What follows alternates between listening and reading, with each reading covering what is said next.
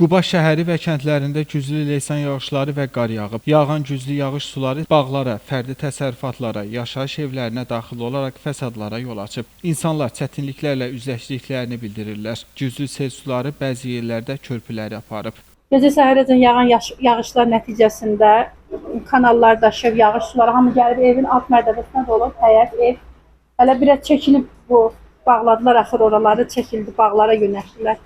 Vəziyyət belə, üçüncü dəfədir mənim evim belə olur, ev bu dəfə dözməyəcək, tamam çökübcək. Mənim heytim, evim içi tütsünə verdi, mən inansa dolana bilmirəm.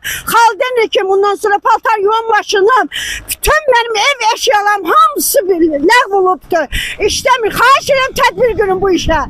Vladimovlar su basıb, evlərə fəsaddır. Səhər tezdən gəldim, gördüm, 2 dənə zaborunu yıxıb, padval su ilə dolub, ev quşlarını aparıb, Şimal bölgəsində düşən leysan yağışlar Quba rayonunda da bir sıra fəsadlara yol açıb. Qubanın əksər kəndlərində və yaşayış məntəqələrində evləri sel suları basmış, evlər suyun altında qalıb. İnsanlar yaşayış üçün çətinlik çəkir və kömək istəyirlər. Quba rayon icra hakimiyyətinin başçısının birinci müavini, rayon Fövqəladə Hallar Komissiyasının sədri baş verən hadisələr barədə məlumatlı olduqlarını, əlaqədar idarə və təşkilatların fəsadların aradan qaldırılması istiqamətində fəaliyyət göstərdiklərini bildirib. Müvafiq qurumlar gücləndirilmiş iş rejimində, növbətçilik rejimində fəaliyyət göstərirlər.